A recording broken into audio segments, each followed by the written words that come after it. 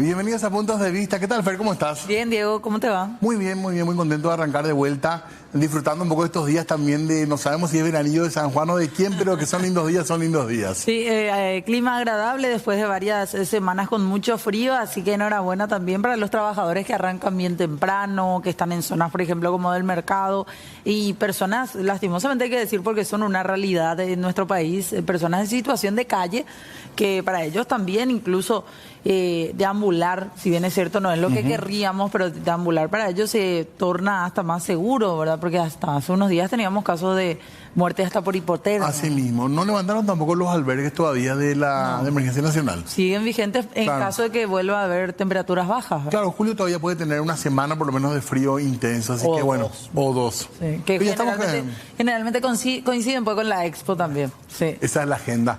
Vamos a hablar de eso seguramente en las próximas horas también, pero hoy tenemos un tema súper importante.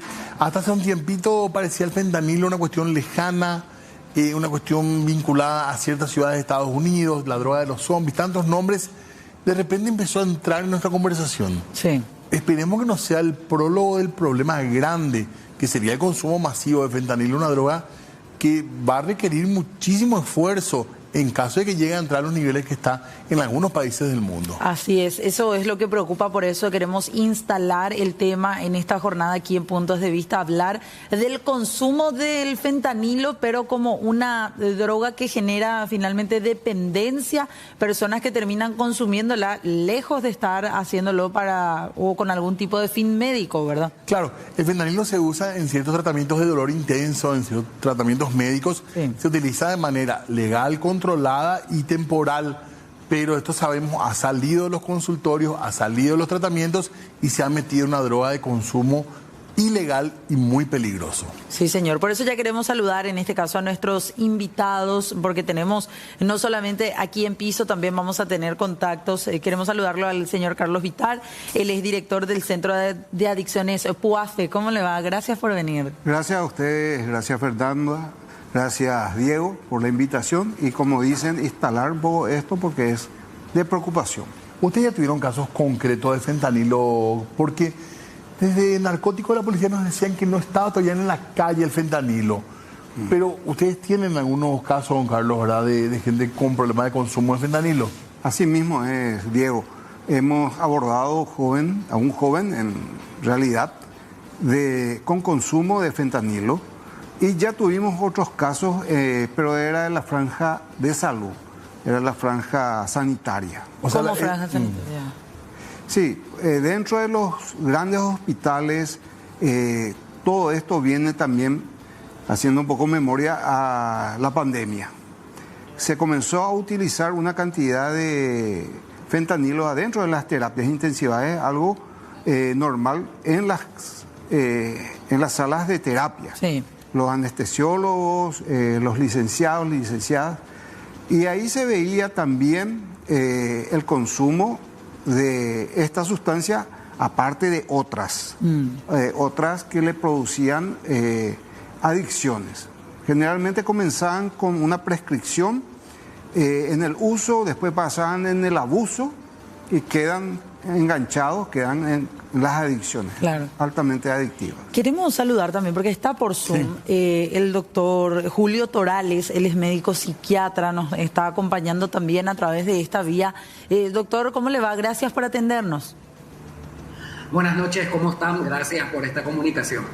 Doctor, preocupados estamos porque parece tan lejano lo del fentanilo, sin embargo empezamos a escuchar casos en el sistema de salud, personal de blanco, también parece un par de casos que ya salieron, digamos, de ese círculo, y nada, hablar un poco de esto y advertir de este, ¿podemos decir un peligro real? Bueno, sí, el fentanilo es un peligro real, aunque todavía estamos lejos de la epidemia que se está viendo en nuestros países. Sí. Pero de todas formas, cuando hablamos de salud pública y sobre todo de salud mental pública, este es el momento en que tenemos que actuar para evitar que se produzca. ¿Cuál es el gancho del fentanilo, doctor? Porque no es una droga social, tengo entendido. ¿Por qué la gente consume fentanilo? ¿Es una droga que da qué tipo de placer, qué tipo de bienestar? ¿Por qué es tan atractivo, tan peligroso y tan adictivo? Sabemos que es 50 a 100 veces más potente que la morfina, es un opioide. Y en medicina usamos para dolor agudo, para dolores crónicos, como anestésico general, por ejemplo, en cuidados paliativos también. Pero ¿qué es lo que generan las personas para que las personas quieran consumir fentanilo? Da una euforia intensa y muy rápida, una sensación súbita de placer, alivio emocional o escape si se quiere. Esa euforia es descrita por algunos usuarios como un abrazo cálido, le llaman, o incluso dicen como la paz total en ese momento que están sintiendo los efectos.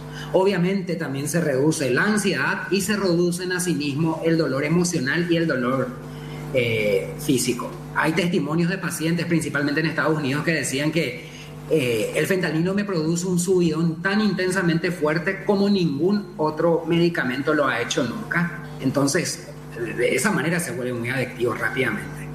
Y asimismo en personas que están atravesando, por ejemplo, dolores crónicos, muchas personas que comienzan con el fentanilo lo hacen por un dolor físico grave, ¿verdad?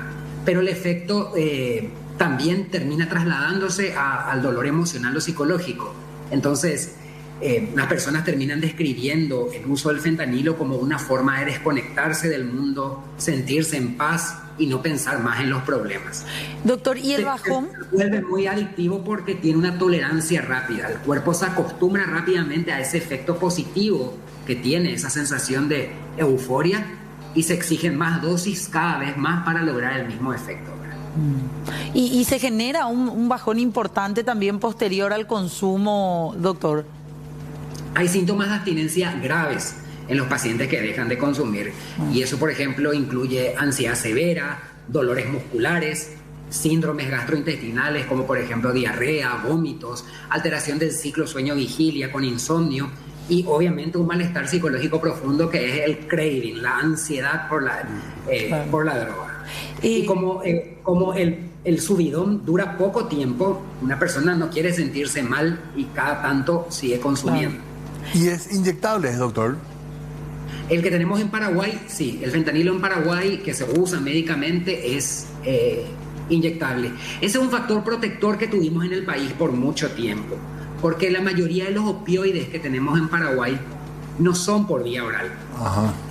La mayoría son por vía intramuscular, o sea, por vía parenteral, mejor dicho. Es un poco más complicado su uso. Una ley de barrera.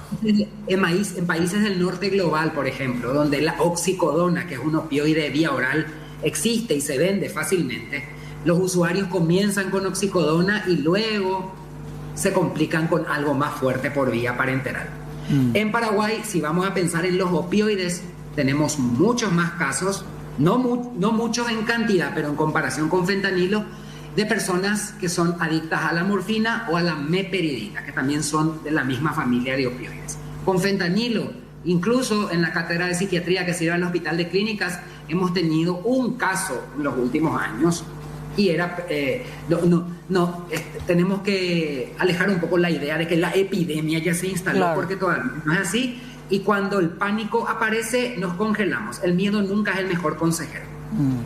Doctor, antes de continuar, porque tenemos aquí muchas consultas, queremos compartir tanto con usted como también aquí con el señor Carlos, que nos acompaña de un centro de adicciones, compartir las declaraciones, Diego, y también a los invitados, de una mujer. Hace un par de meses ella conversaba con nuestra compañera Blanca López y ella contaba una realidad que ocurre entre propios trabajadores de blancos, sean enfermeros o médicos. Escuchen, por favor. Ella es el sistema. Porque ella trabajaba en hospitales y ella cuenta en primera persona cómo es ser adicto al fentanilo específicamente y cómo se dio todo ese proceso de iniciación dentro de esta adicción. Imagínate, yo manejaba el sanatorio, manejaba un sanatorio muy prestigioso acá en Asunción. Y había mucha gente bajo mi mando, o sea, y yo decía como yo no me merezco estar acá. Si soy una mierda de persona que me estoy metiendo cada rato esto, que no puedo seguir sin esto. ¿Dónde vos compras tu fentanilo, Mira, eso es lo más fácil de conseguir. Aparte en los hospitales tenés primero que en los hospitales tenés patada. Frente a los hospitales también se venden. Y hay muchas formas de conseguir, muchísimas. A partir de 10.000 ampollas. 10.000 a 20.000 ampollas. Sin receta. Sin receta. No necesitas receta. Y además, si te conocen que sos personal de blanco, no te dan, toma, te dan, te dicen. Es el testimonio. Además de esto, porque esta es una parte nada más, en realidad el material es mucho más extenso. Ella dio su versión tranquilamente en aquel momento, protegiendo su identidad. Ella contaba que ella inició con la morfina. Ella inicia con la morfina, al igual que quizás tantos otros casos, también aquí nos va a saber decir Carlos y el psiquiatra. Inicia con eso y la morfina deja de ser suficiente. Y era su propia pareja, perdón Diego, era su propia pareja el que primero le prescribía, que también es trabajador de blanco. Esto es gravísimo porque en teoría habrá una droga que se vende con receta, cuadruplicado, o sea, el fentanilo tiene el máximo control, sin embargo, la gente que tiene acceso lo consume. ¿Qué caso tienen ustedes, Carlos, con el tema del fentanilo puntualmente? Sí, estamos tratando a una persona de 25 años, género masculino, con el consumo de fentanilo, vía parental, se inyecta. Cuando abordamos el caso con este joven, fue por el pedido, la intervención de la mamá. Nos llamó, hicimos contacto, comenzamos a ver, pero bueno, al principio yo pensaba que era o morfina sintética, demerol, algo de eso, o cocaína mismo. Y cuando comencé a tratarlo, al abordar al paciente, me di cuenta que era otra sustancia y la sustancia era muy adictiva. ¿Y cómo uno se da cuenta? ¿Cómo se diferencia en el caso de ustedes? Así como dijo el doctor, el psiquiatra, le da una euforia, una felicidad, está en otro level, como dicen ellos, le saca de la realidad. Pero también la duración es corta, no tiene mucha duración porque el cuerpo va haciendo tolerancia y va necesitando más. ¿Qué tan corta? En comparación, por ejemplo, nosotros sabemos y hemos abordado el tema del crack, que también tiene una duración corta su efecto. Sí, el crack tiene una duración mucho más corta, dice 20 minutos, pues yo creo que son 5 o 10 minutos lo que dura el efecto del crack. ¿Y en el caso del fentanilo? Y dura más, dura un poco más. ¿Y esta persona es joven, doctor? Es joven, 25 años. ¿Y tiene acceso al sistema de farmacia? ¿No es del sistema de salud? No es el sistema de salud, era estudiante universitario de otra carrera totalmente distinta. ¿Conseguía recetas? No, esa es la incógnita en este momento, ¿verdad? Pero él accede a esta sustancia. Probablemente hay que entender algo también. Cuando hablamos de una adicción, no es solamente fentanilo. Acá hay cocaína, alcohol, otros tipos de opiáceos, ansiolíticos. No, son pluralizados, por decir de una forma, el consumo de sustancias. Y dentro de esa experimentación habrá entrado esto. Alguien le habrá ofrecido y ahí comenzó. Y se quedó ya enganchado con esto porque él me dice, yo ya no quiero crack, ni me interesa la cocaína, porque me hace volar esto. Y es rápido. ¿Por qué la denominación de droga zombie? Yo creo que viene eso por la situación de Filadelfia en los Estados Unidos. Claro, pero ahí vemos personas tiradas, o sea, genera ese efecto posterior a que pasa el efecto principal, vamos a decirle, que te deja así adormilado. Le deja totalmente apagado. Incluso están inconscientes, parados. Y eso se puede ver. Filadelfia es una ciudad emblemática, siempre recordamos la película de Rocky, ¿verdad? Toda esa parte, a 150 kilómetros, a 2 horas de Washington, y bueno, se volvió ciudades y barrios totalmente llenos de zombies. Perdón, le quería preguntar al doctor Toral, está en línea todavía, ¿verdad? Para preguntar un poquitito este tema en cuanto al uso de estos medicamentos, ¿verdad? Que son medicamentos legales, medicamentos de farmacia, pero que se consumen de manera irregular. Esto es muy frecuente, doctor, y es un tema que debería preocuparnos un poco más, digamos, pese a que usted ya dijo que no habría que hablar de una epidemia en el caso de fentanilo en particular. Realmente lo que tenemos que enfocarnos es en las poblaciones de riesgo ahora mismo. Aparte de hacer campañas de educación pública, las poblaciones de riesgo Obviamente van a incluir las personas con dolor crónico o con cáncer que requieren de la medicación como parte de su tratamiento, y el grupo de profesionales de la salud que tenemos más acceso a las drogas muchas veces, ¿verdad? Nuevamente, insisto, generalmente la mayor cantidad de adicciones en el país, el alcoholismo está número 1, luego tenemos el tabaquismo, después hablamos de la marihuana, pensamos en el crack, cocaína, y luego vienen recién los opioides. ¿Por qué nos llama mucho la atención los opioides? Tal vez por el sensacionalismo que acompañó esas imágenes que vimos de algunos lugares y nos asusta más. Para puntualizar un poco más por qué la droga zombie, o la droga zombie, es porque al fentanilo se le está mezclando con silacina, que es un sedante veterinario no opioide. Esa mezcla entre fentanilo con silacina es la que produce personas congeladas, encorvadas, inmóviles durante unos minutos. No es el fentanilo solo, quiero aclarar eso. Sí. Es la combinación. Es la combinación. Y esto circula... Esa silacina no hay en el país, es un sedante veterinario.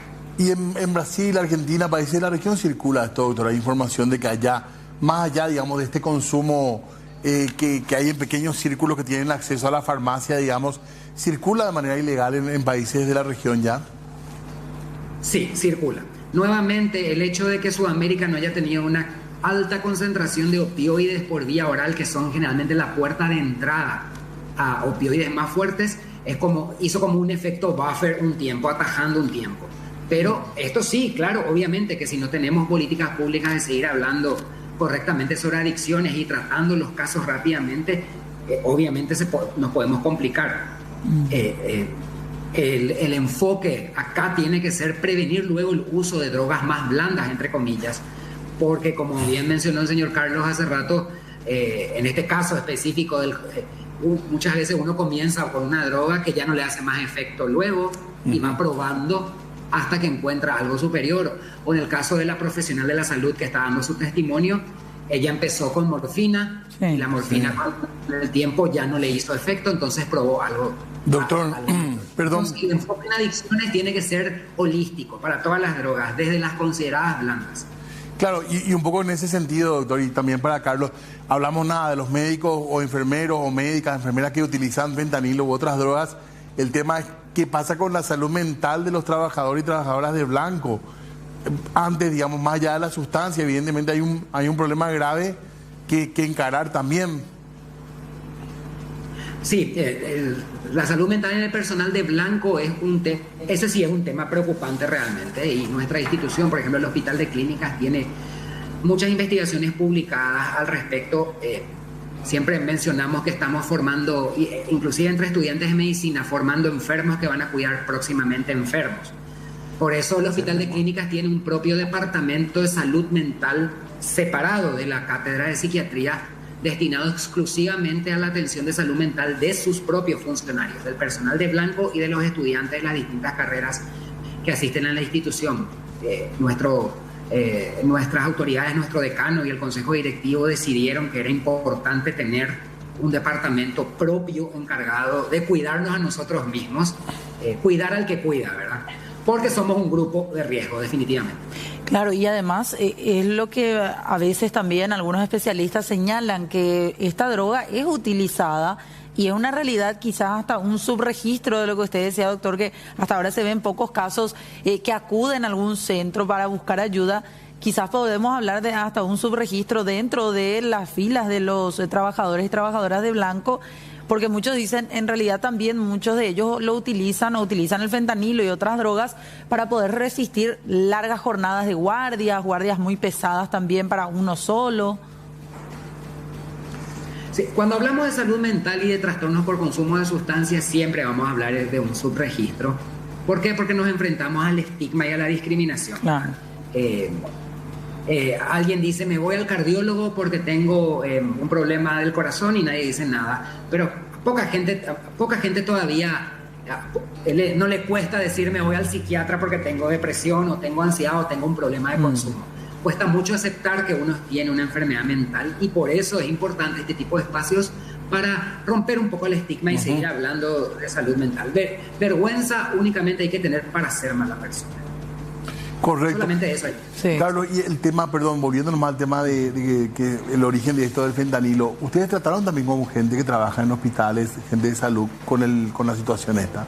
Sí, hemos tratado años anteriores ¿Con otras sustancias médico, sí, con otras sustancias bastante, pero un médico residente, que iba, por decirlo de una forma, progresando en su adicción, porque comenzamos con, como dijo el doctor, alcohol, tabaco, de vez en cuando una fiesta, alguien le convida, le invita una línea de cocaína, le despierta, se da cuenta que eso le despierta y comienza a usar en su vida en forma laboral. Como hubiera sido también la megaanfetamina en los Estados Unidos, que usaban los mexicanos, los latinos, para poder tener más tiempo de trabajo. En el sentido del fentanilo, es cierto, no es una epidemia, pero yo recuerdo en el 2000, 2003, que veníamos dando la alarma también con el crack.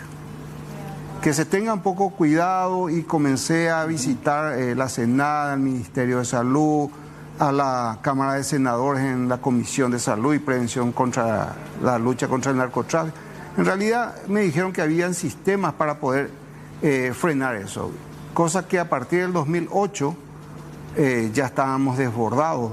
No funciona. Y hoy día, bueno, entonces es para tener cuidado. O sea, usted dice eso para que no ocurra lo mismo con el fentanilo y otras drogas. Exactamente.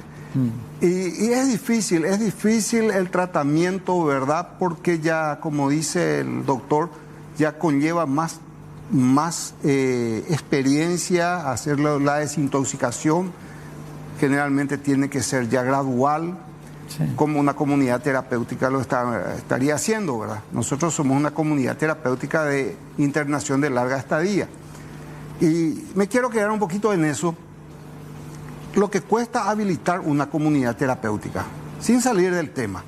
Nos cuesta mucho, nosotros estuvimos 3 años para poder tener las habilitaciones que corresponde. Y eso requiere también tener el personal, el equipo multidisciplinario, comenzando con un psiquiatra, psicólogos, terapeutas en drogadependencia y terapeutas educadores, básicamente, enfermería, trabajadores sociales. ¿OFE tiene un centro de internación? Tenemos un centro de internación. ¿Para cuántas personas? Para 10 personas en este momento.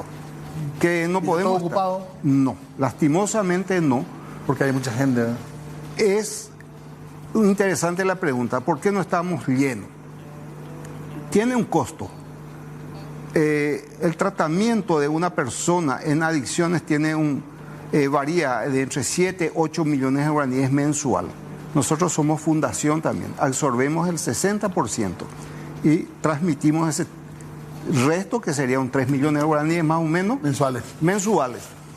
Pero la franja de personas no tienen ese recurso. Entonces buscamos ayuda con el gobierno. Tenemos un pequeño presupuesto de la nación, que es de 96 millones al año, que serían 8 millones más o menos, que hace 3 años que no cobramos, que no nos dan por la burocracia. Este año ya nos sacaron de enero a junio, no recibimos porque tampoco el circuito de la documentación... ¿Pero están en regla ustedes? Totalmente, tenemos todas las habilitaciones, estamos legalmente con un equipo profesional. Pero en estos últimos meses no pudieron cobrar. Y todo este año, el año pasado tampoco y este año. ¿Cómo comenzó su carrera en esto, don Carlos? Si le puede contar a la gente que no conoce por ahí la historia de los más jóvenes. Bueno, PUAFE significa Padres Unidos en el Amor y la Fe. Fuimos la institución pionera en el Paraguay, la primera comunidad terapéutica. ¿Por qué? Se juntaron un grupo de padres que tenían algo en común, los hijos en adicción. Hablamos de la década del 70, 80, que hablar de drogas era un tabú. Entonces se formó esta fundación, pero se formó como una asociación de padres.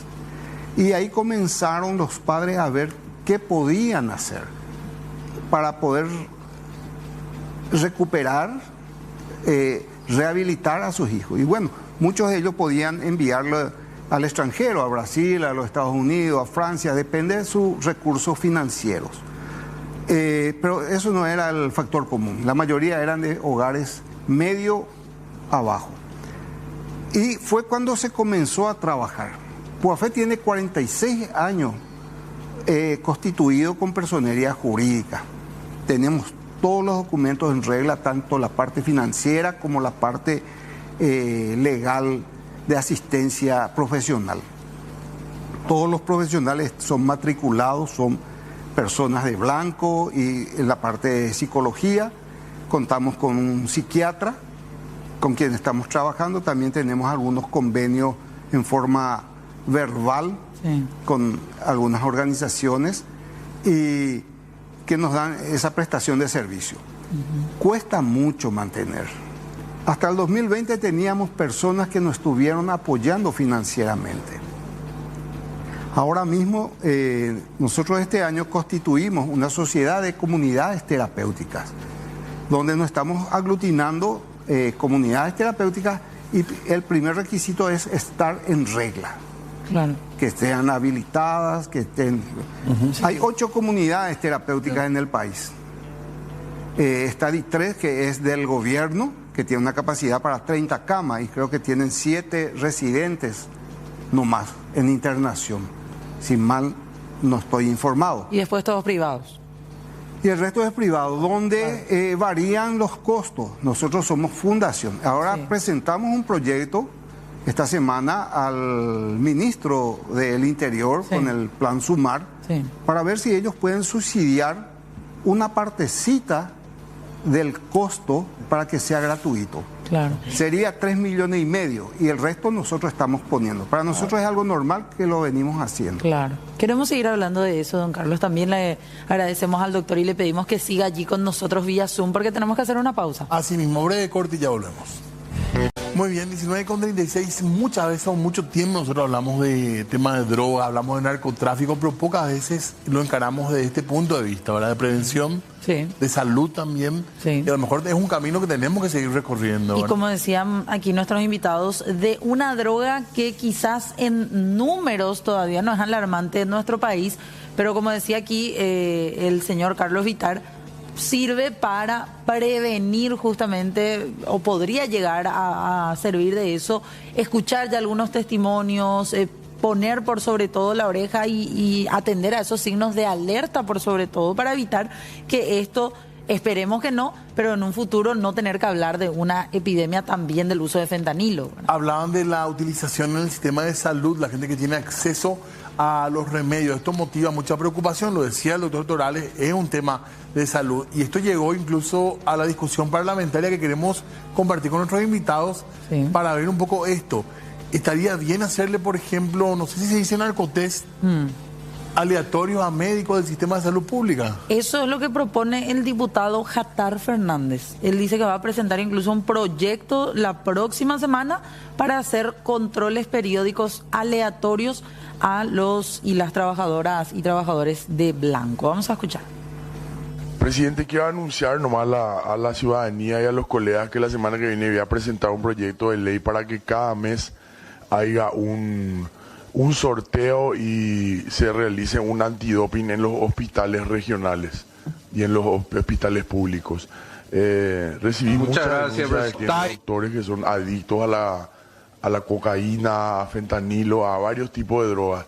Entonces el martes que viene voy a presentar eso. Estoy anunciando ya hoy, colegas, para que podamos ver cómo podemos hacer eso. Hoy día, con el ingreso del fentanilo y con las drogas, con las drogas químicas pesadas, esas que se pueden elaborar con cualquier producto que hay, que se puede elaborar con jabón, con queroseno, con cualquier cosa. Nuestra sociedad está en peligro. Nosotros no estamos listos para esa clase de cosas. Ustedes ya vieron el caos que generó en algunas ciudades de Estados Unidos la droga zombie.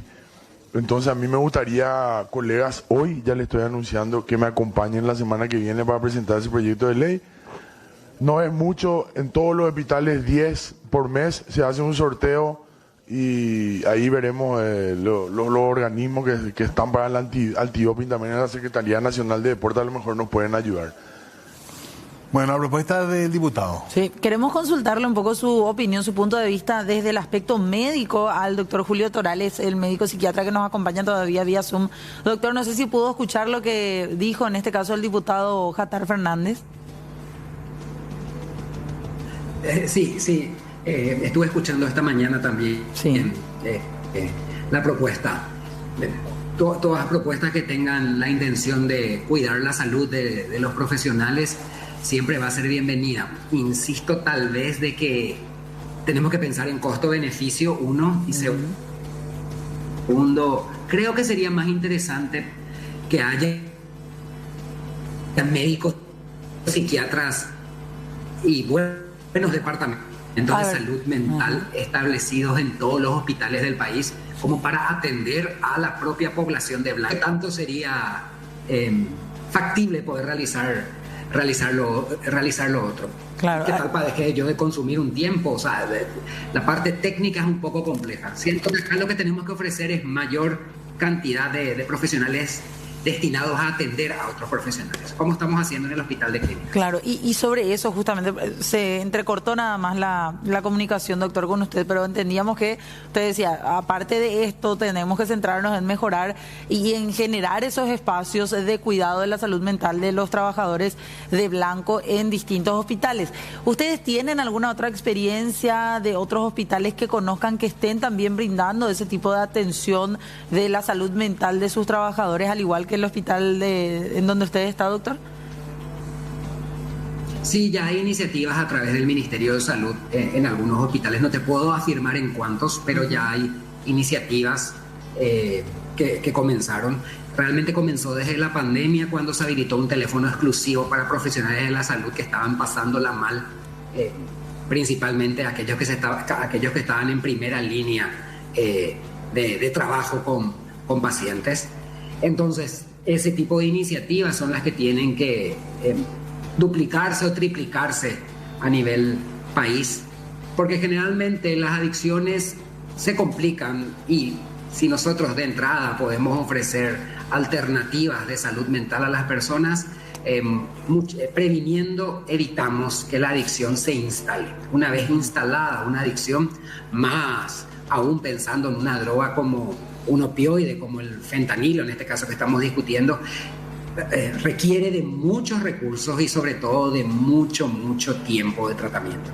Doctor, por lo tanto, la prevención acá es clave. El fentanilo no tiene la característica de la droga social de diversión, está más asociada a lo otro, al dolor físico, a la depresión.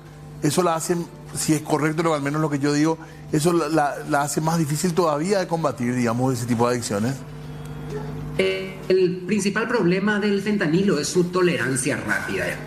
Si nosotros pensamos, el efecto máximo del fentanilo intravenoso se da a los 5 minutos, y el subidón ese que uno se siente en paz, como decía, primero euforia intensa y después en paz, pero dura 60 minutos en total el efecto. Por eso uno quiere más. Si yo me sentí tan bien por 5 minutos y cada 60 voy a probar nuevamente. El problema es su pico plasmático, que es muy rápido. Entonces sus efectos son muy rápidos, intensos, y desaparecen rápidamente. Entonces uno vuelve a consumir y vuelve a consumir, y ahí la repetición me hace adicto. ¿Cuesta más la rehabilitación de este tipo de drogas, doctor? Generalmente los opioides sí son más complicados de quitar con el tiempo y de asegurar un periodo libre de drogas. Como mencionó el señor Carlos, ahí generalmente se requiere un centro comunitario en donde la persona tenga que ir por un tiempo bastante largo para deshabituarse, pero antes de la deshabituación tenemos que hacer una desintoxicación médica programada, utilizar otros fármacos para estabilizar al paciente. Por ejemplo, metadona se utiliza. A veces, si está en sobredosis, hay que usar naloxona, iniciar psicoterapia psicoterapia individual o grupal, ver si hay un trastorno mental asociado que también va a tener que tratarse con medicación aparte, y luego el centro de deshabituación, que es lo que más tarda. Primero desintoxicamos en el agudo, y la parte crónica es la deshabituación, y eso es lo que cuesta. ¿Hay daños irreversibles del fentanilo? ¿Hay gente que ya no puede volver, digamos, doctor? Toda droga una vez usada, y a veces una lotería genética. Hay gente que con una dosis de cocaína hace un brote psicótico agudo y ya no puede más salir del brote. O sea, depende mucho de tu lotería genética, de la pureza de la droga, etc. Pero también hay casos de personas que fueron adictas que luego de un tratamiento se recuperaron por completo. Eso sí, las drogas utilizadas por mucho tiempo cambian no solamente la función, sino la estructura del cerebro.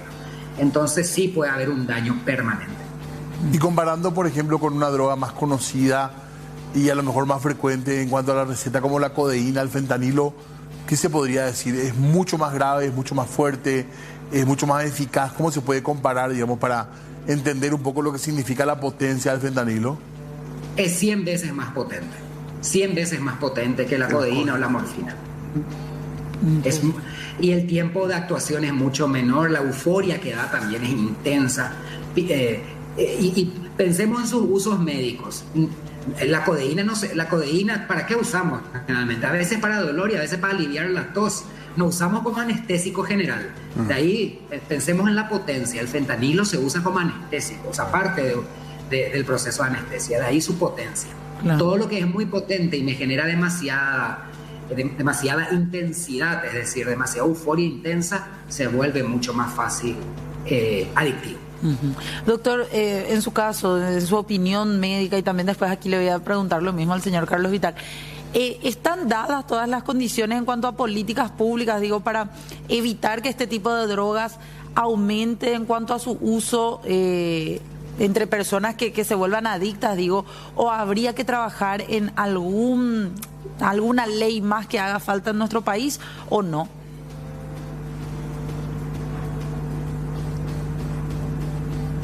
A ver. Yo no sé si una ley nuevamente haría falta. Acá lo importante es acompañar el proceso de implementación de la ley de salud mental. Sí. La ley de salud mental se implementó en 2022 y yo creo que lo principal es apostar a que esa ley se cumpla, acercando a la verdadera descentralización de la salud mental hacia las capitales departamentales y los hospitales regionales. Y que todo lo que pueda ser manejado en comunidad se maneje en comunidad. Yo creo que tenemos que apostar a que la ley esté financiada y que se pueda cumplir con la ley, que se está implementando de a poquito. Sí. Muy interesante, doctor. Muchas gracias también por participar en nuestra charla y le pedimos de vuelta en algún momento seguir hablando de esto que es tan interesante y también, ¿por qué no?, encarar un poco de vuelta la cuestión de salud mental en el sistema de salud. Claro, así que le agradecemos, doctor Julio Torales, por su tiempo, muy amable. Gracias a ustedes. Hasta luego. Bueno, señor Carlos, consultarle también, ¿está todo dicho ya en materia de leyes, políticas públicas que pueden llegar a ser aplicadas? A nivel capítulo Paraguay se está trabajando la ley sobre drogas, ¿verdad? Se lo está haciendo en la SENAC con una mesa multipluralista, multisectorial, 2430. Hay mucho que hacer. Tenemos las leyes, por ejemplo, como la de Senavico, que tiene que ayudar a las organizaciones privadas también, cosa que no se está... No se está haciendo. ¿Está la ley? La ley está. Son leyes muy buenas, pero no se están ejecutando. Okay. Es por ahí donde pasa también nuestro reclamo como institución, que estamos trabajando en lo que es la recuperación de personas con problemas de adicciones. Y hay mucho que hacer, hay que hacer leyes a nivel Estado, plan de Estado, que cambie un gobierno y se siga una misma ruta, una misma línea, no que cada vez que viene un nuevo gobernante se cambian todos los juegos de reglas. Entonces comenzamos otra vez con una cantidad de leyes o exigencias que no tienen sentido muchas veces, ya habiendo cosas trabajadas y gente con experiencia. Carlos, ustedes tienen un centro, es interesante contar por la gente. Sí. Y antes que eso, ¿cuál sería el primer consejo que le podrías dar a un padre, a una madre o a la pareja de alguien que está comenzando con una adicción que se nota ya es un problema? Hay que entender que la adicción es una enfermedad, partiendo de eso.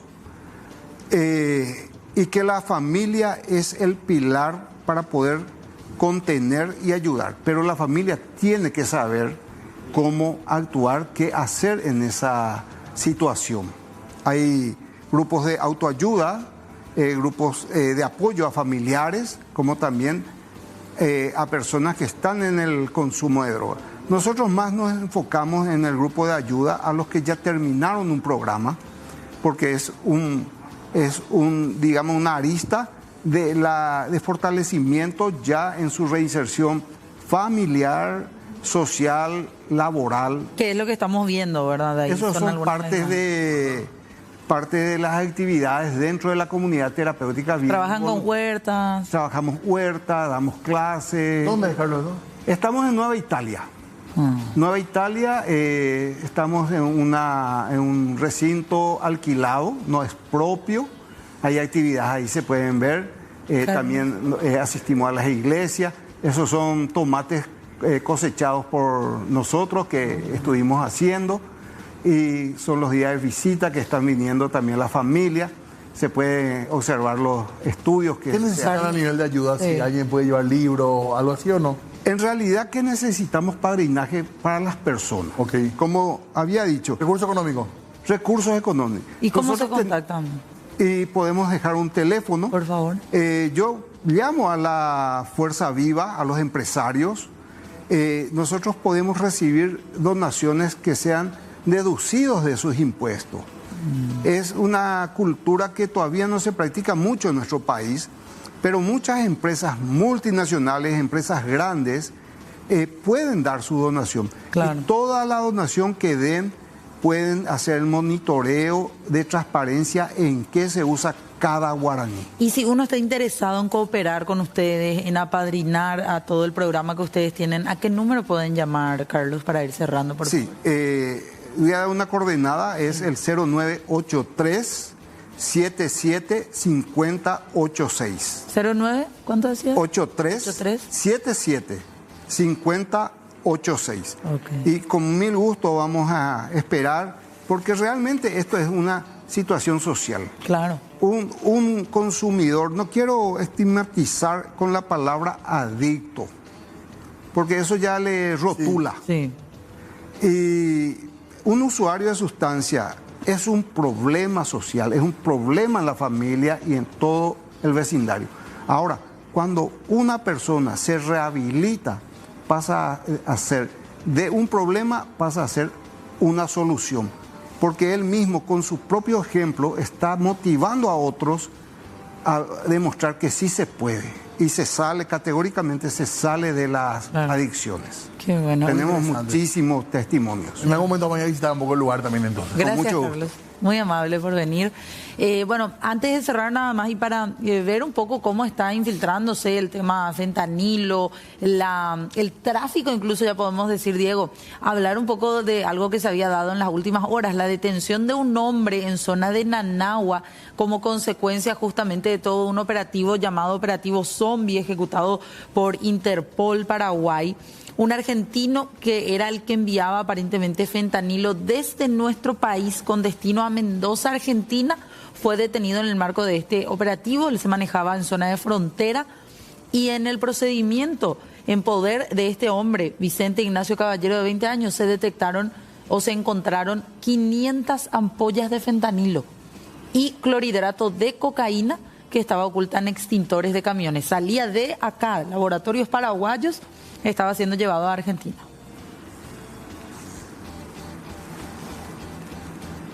¿Quién está?